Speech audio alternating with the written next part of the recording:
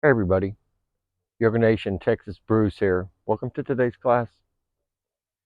We've stepped out to the back of the property and I've created a little space here to practice during the spring and summer. So this will be our first of many outdoor classes. And again, thanks for joining me. Today's going to be the first in a series of two of our next classes that we're going to do. This one's going to lead into our class, which video I'll be shooting in a couple days. We're going to go over a couple of terms or some terminology, so when we get to that point you'll know exactly what we're talking about. Maybe. You know how it works, man. Do what you can. Sometimes you have to listen to it once or twice. Some of these tips that I've gathered along over the last decade or a little bit longer, I'm able to offer and share. They definitely work for me, and it's going to improve your practice. When we practice, we want to try to do everything correctly. Doing things incorrectly is going to lead to injury, and we're really not going to see no productivity out of our efforts. Hope that resonates with you. So a couple things about handstand prep when we work it into our functional flow. A typical high plank. For me, when I first started yoga, my wrist would have been under my shoulders. As my practice has evolved and friends have encouraged me, or friends have advice, my grip has went out pretty wide now, as wide as my mat will let me. It's going to build more depth, more toning, more strength. The wider the grip. Now, holding high plank with the wide grip, that's fantastic. The low push-ups and all that, we'll talk about that at a later time. Okay? Now, for our handstand, we are going to want to keep our hands fairly centered under our shoulders. Okay? So if it helps you to center your wrists, if it helps you to center your hands, you pick. Okay? Okay. A typical down dog handstand might be a little wider than your shoulders. Okay? I would encourage that. For handstand, we're going to bring it in. Okay? Now, I really can't explain it standing, but I'm going to give you the terminology.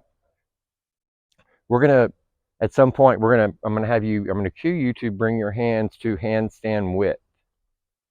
Then we're going to take the handstand grip. Okay?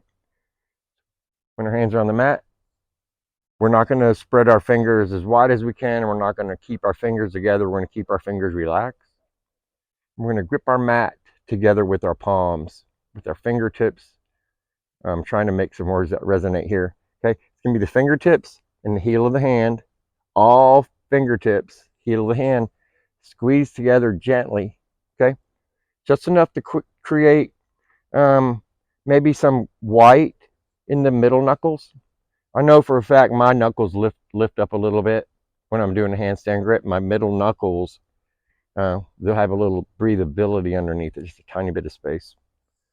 Okay, so handstand width, hands, and handstand grip. Okay, for example, I'm going to come into a down dog.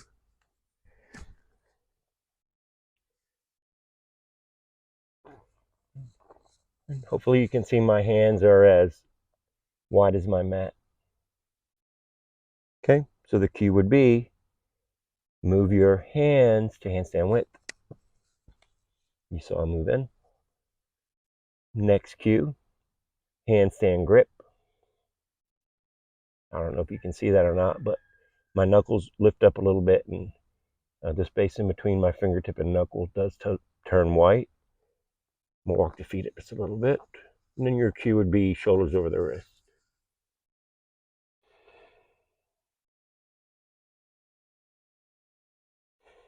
So we're prepping for handstand. We're building up strength. Okay, real good. I'm going to drop to one knee. I'm making my way up carefully. Okay, that's going to prep you for the next video. We're calling this Handstand Prep Video 1. Then it's going to be Handstand Functional Flow Video 2. And just don't think you're going to be doing handstand. I'm just now recovering from that. Feeling a little better today. Hopefully next couple of days I'll have rebounded so I can shoot the video and be at 100%. Thank you guys so much for joining me outside today. Sure is peaceful. Till we meet again, peace, love, and namaste.